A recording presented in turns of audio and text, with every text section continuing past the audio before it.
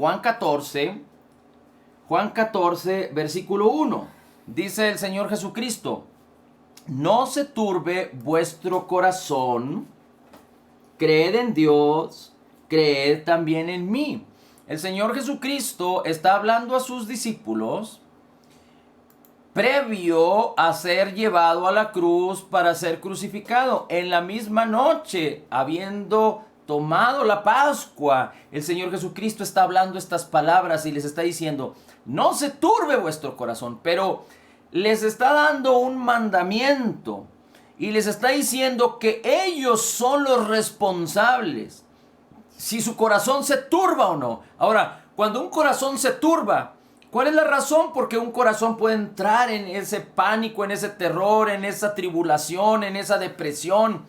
¿Cuál es la razón por la que un corazón puede llegar a estar en un momento aprensivo, dolido, turbado? Bueno, cuando hay cosas externas que están causando temor, tristeza, sufrimiento, noticias malas, cuando no está sucediendo lo que tú quieres que suceda, etcétera, etcétera. Es decir, cuando todas las cosas malas pueden venir a rodearte, cuando muchas cosas que no son las que deseamos quieren presentarse para destruir nuestras vidas, cuando hay pérdida, cuando hay una potencialmente pérdida o potencialmente vamos a ser metidos en problemas. Es decir, la mayoría de las cosas que suceden en este mundo o a nuestro alrededor tienen el poder suficiente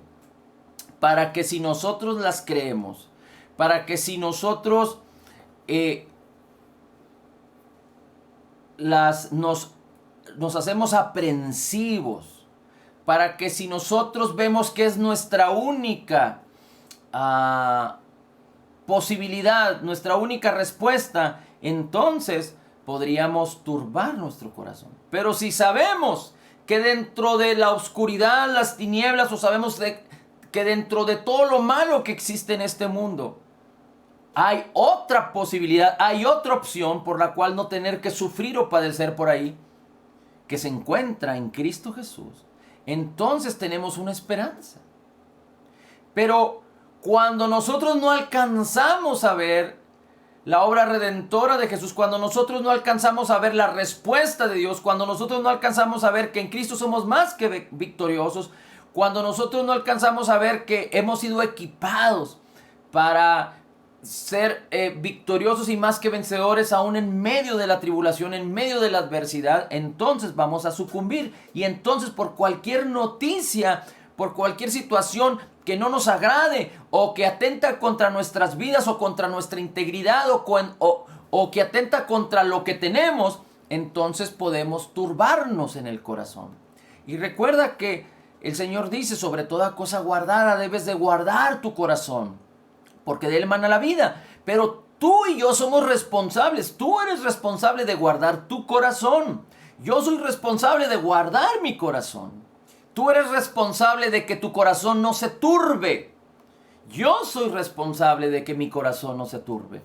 Así es que poniendo los ojos en lo físico, caminando en los sentidos, este mundo está en caos. Este mundo es un mundo caído desde que Adán y su mujer tomaron del fruto prohibido y fueron destituidos de la gloria de Dios. Todos los seres humanos nacimos destituidos de la gloria de Dios.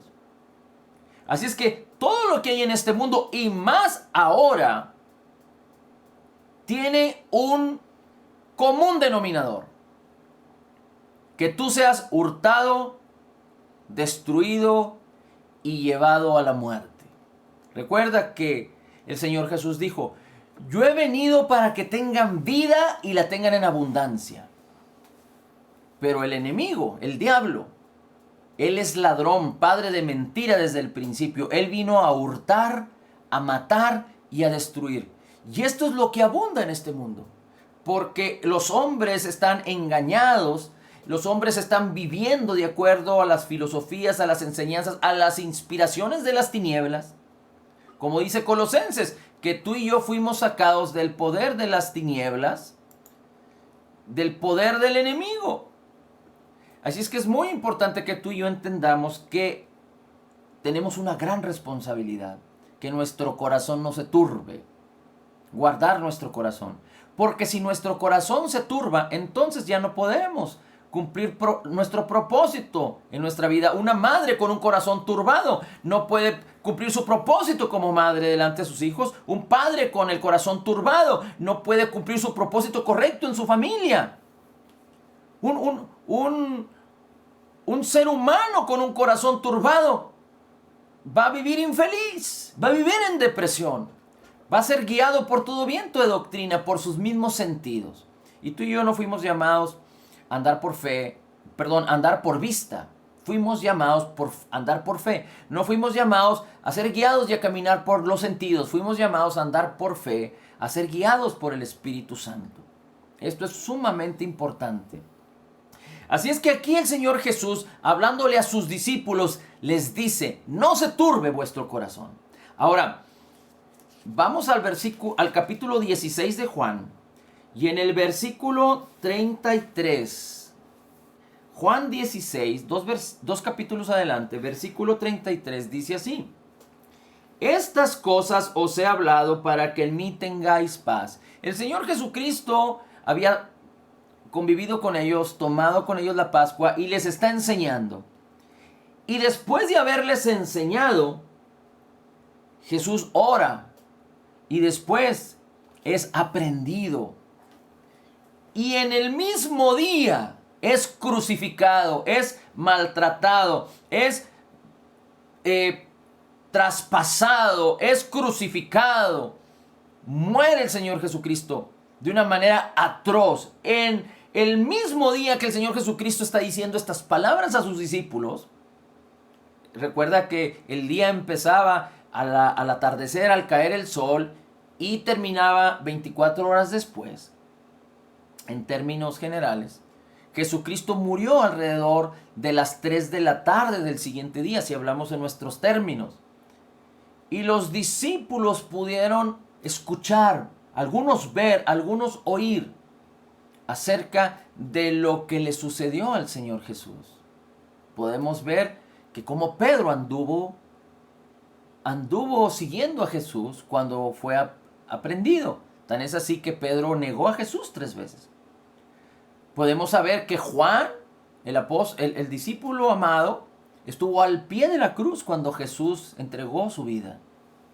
Y seguramente muchos lo siguieron y las mujeres con ellos, y vieron cómo molieron al Señor Jesús, cómo quebrantaron su cuerpo aún antes de llevarlo a la cruz, y cómo lo crucificaron, cómo traspasaron sus manos, sus pies, cómo traspasaron su costado, cómo le pusieron esa corona de espinas, cómo destruyeron su espalda, cómo lo abofetearon, cómo lo insultaron.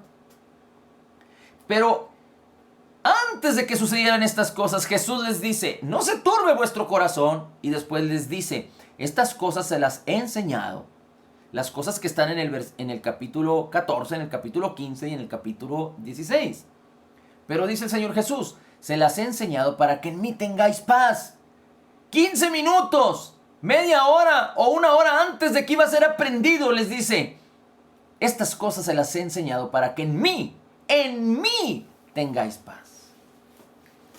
En el mundo tendréis aflicción, tribulación, pero confiad, yo he vencido al mundo. Dice, tengan ánimo, yo he vencido al mundo. Ahora, los discípulos no tenían la unción del Espíritu Santo en esos momentos. Los discípulos no tenían el Espíritu, no eran nacidos de nuevo en ese momento. Y dice la Escritura, el Señor Jesucristo en el versículo anterior, en el 32, dice, me dejarán solo, pero mi Padre estará conmigo. Así es que es algo extraordinario, regresando al capítulo 14, versículo 1, que el Señor Jesucristo les haya dicho, no se turbe vuestro corazón. Les estaba dando la palabra. Y ellos, de alguna manera, aunque tuvieron miedo de los discípulos, pero de alguna manera perseveraron estuvieron juntos hasta que oyeron 3 noches y 3 días después que el Señor Jesucristo había resucitado. Y entonces el Señor Jesucristo se apareció entre ellos. ¿Cuál es la diferencia entre los discípulos y nosotros? La palabra es la misma. El Señor Jesucristo te dice, no se turbe vuestro corazón. No permitas, tú no permitas. No es Dios. Dios ha provisto todo por gracia y te lo ha depositado, te lo ha entregado. Se encuentra en tu espíritu nacido de nuevo. Pero depende de ti que no permitas que tu corazón se turbe y que tú tengas paz en Cristo. ¿Cuál es la diferencia entre los discípulos y nosotros? Que tú y yo sí tenemos un espíritu nacido de nuevo. Ellos lo tuvieron después. Y tú y yo tenemos la unción del Espíritu Santo. Ellos en ese momento no la tenían. Y permanecieron. Tú y yo tenemos la unción del Espíritu Santo. Tenemos el bautismo del Espíritu Santo y el Espíritu Santo morando en nosotros. Así es que todos los recursos del cielo nos han sido dados para que no permitamos que nuestro corazón se turbe y que podamos permanecer en paz. Dice el profeta, tú guardarás en perfecta paz aquel cuyo pensamiento en ti persevera. Dice el Señor Jesús, estas cosas se las enseño para que en mí tengáis paz. Así es que, ¿cómo es que puede la paz gobernar nuestros corazones? Siendo enseñados por la palabra. Perseverando en nuestros pensamientos en el Señor.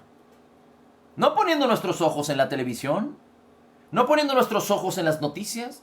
No poniendo nuestros ojos en las noticias que ya nos dieron. Tal persona ya falleció, ya murió. La otra ya está por morir.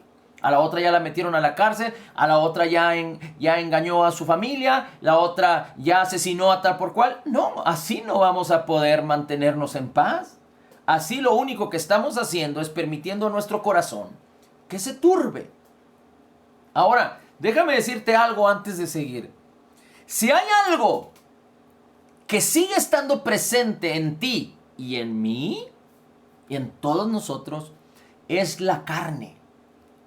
Si hay algo que está más vivo, es nuestra carne. Cada uno de nosotros es capaz, por su carne, de cometer perversidades. Nuestra carne sigue ahí. No podemos confiar en nuestra carne. Nuestra carne sigue ahí.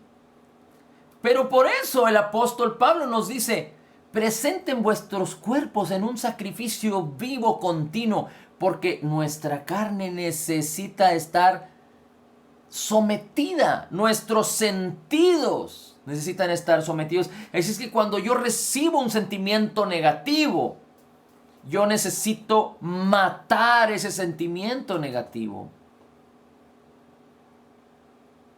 con la palabra del Señor. Es bien importante que entendamos eso.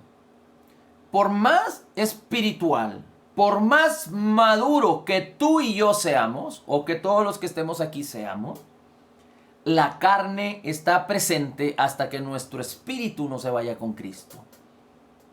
Hasta que no seamos renovados o transformados, glorificados, arrebatados y transformados. Mientras eso no suceda, nuestra carne sigue presente y está tan viva y es tan pecadora la carne.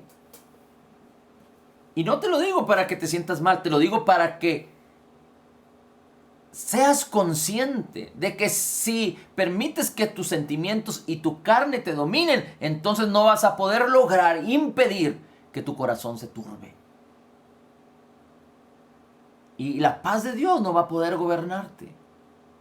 Pero cuando echamos toda nuestra ansiedad y confiamos en el Señor. Oye, que la economía es que yo estoy haciendo, Señor, lo que tú me estás diciendo, pero tal parece que este mundo está en contra mí. Y me quitaron parte de mi sueldo. Pero yo estoy haciendo, estoy poniendo un ejemplo. Estoy haciendo, Señor, lo que tú me has dicho. Estoy confiando en ti. Tú eres responsable de escuchar la voz de Dios y hacer lo que Dios te dice que hagas. Es decir, obedecer a Dios. Y si por causa de tu obediencia las circunstancias no son favorables, Dios es responsable de sacarte adelante. Con sabiduría, con estrategia, con recursos, con poder, Dios es responsable porque Dios es tu abrigo, tu fortaleza. Si tú habitas al abrigo del Altísimo, morarás bajo la sombra del Omnipotente. Si tú confías en el Señor, Él se hace responsable de ti. Esto es muy interesante, porque a veces nosotros no queremos arriesgarnos, porque carnalmente medimos las circunstancias y no queremos pasar por ellas. Como los discípulos que no se querían subir a la barca y Jesús les dijo, suban, y los hizo subirse a la barca e ir al otro lado. Y Jesús se hizo responsables de ellos. Ellos obedecieron la palabra y Jesús se hizo responsable de ellos. Pero en medio de cualquier situación y cualquier adversidad, tú necesitas confiar y permanecer en el Señor. Ahora, esto es bien interesante porque el Señor Jesús les dice, no se turbe vuestro corazón ni tengan miedo. Él sabía lo que estaba por suceder. Y después del Señor Jesús en el versículo 2 de Juan 14, versículo 2 les dice, en la casa de mi Padre muchas moradas hay, y si no, yo les hubiera dicho. Dice, yo voy a preparar lugar para vosotros. Versículo 3, y si me fuere a prepararles lugar, vendré otra vez a ustedes y los tomaré a mí mismo. El Señor Jesús estaba hablando de la eternidad y de lo que Él estaba preparando para nosotros. Sabemos que Jesús estaba hablando aquí de alguna manera o de otra, que Él tenía que pasar por la muerte, por la cruz, por la paga de nuestros pecados. Tenía que pasar para que el juicio de Dios viniera sobre Él y permanecer y después entregar su vida y resucitar al tercer día, después de 3 días y 3 noches por el poder del Espíritu. Y ser exaltado y sentarse a la diestra de la majestad para podernos sentarnos a nosotros los que creemos juntamente con Él. Pero si somos estrictos en los términos que el Señor Jesucristo está poniendo el versículo 1 del capítulo 14 y el versículo 2, Jesús inmediatamente después de que les dice, no se turbe vuestro corazón, creen en Dios, creen en mí, les expone la eternidad. Y me gustaría que me acompañaras a la segunda carta de los Corintios. Segunda carta de los Corintios, capítulo 2. Y vamos a leer ahí a partir... segunda carta de los Corintios, capítulo 4, segunda carta de los Corintios, capítulo 4, versículo 16. Segunda carta a los Corintios, capítulo 4, versículo 16. Dice el apóstol Pablo, ungido por el Espíritu Santo, hablando la palabra del Señor en la segunda epístola a los Corintios, capítulo 4, versículo 16. Por tanto, no desmayemos. Dice, aunque nuestro hombre exterior se va desgastando o se desgasta, dice, el interior día a día permanece. Dice el versículo 17, porque nuestra leve tribulación no es sino por un momentito. Dice, obra por nosotros un gran peso inconmensurable de gloria y grande y extenso. Versículo 18. No mirando nosotros las cosas que se ven, sino las que no se ven, porque las cosas que se ven son temporales, pero las que no se ven son eternas. Una vez más el versículo 17, porque nuestra leve tribulación, que no es sino por un momentito, obra por nosotros un peso de gloria inconmensurablemente grande y eterno. En otras palabras, el apóstol Pablo está haciendo una comparación o un contraste. Las cosas temporales en un tronar de dedos pasarán. El apóstol Pablo sufrió tribulación cual muchos otros discípulos, apóstoles la pasaron por causa de predicar el evangelio. Así es que, si hablamos de problemas, llamémosle problemas, hay dos categorías o dos razones por las cuales una persona puede sufrir problemas. Por las cosas naturales de este mundo, por los errores, las consecuencias que las personas hagan, por andar confiando en lo natural, andar por vista y no por fe. Es decir, hay situaciones que tú y yo no podemos controlar y que todos tenemos que pasar por ahí. Por ejemplo, el problema del 2020 y parte del 2021 acerca de la contingencia y de todo esto que sucedió, todos tuvimos que pasar por ahí. Pero hay quienes por causa de su falta de conocimiento en la palabra, por falta de creer, pues sufren otra clase de calamidades. Pero hay quienes aún creyendo, hay situaciones que tampoco puedes controlar. Entonces hay toda una serie de problemas que vienen por causa de un mundo caído o por causa del pecado. Y hay otro tipo de problemas que se presentan por causa de predicar el evangelio. Cuando el apóstol Pablo iba a una ciudad a predicar el evangelio y después lo apedreaban y lo sacaban arrastrándolo por el suelo creyendo que estaba muerto. O él sufrió naufragios. Él lo azotaron varias veces, lo metieron varias veces en la cárcel por causa de predicar el evangelio. Así es que hoy en día también recibimos tribulación por causa de predicar el evangelio. Rechazo, quizá a veces tu familia no te recibe, no te acepta, etc.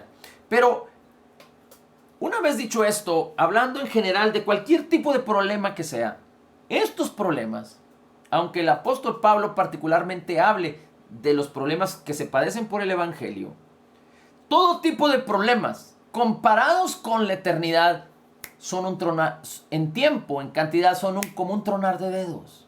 Son como un abrir y cerrar de ojos. Son tan pequeñitos.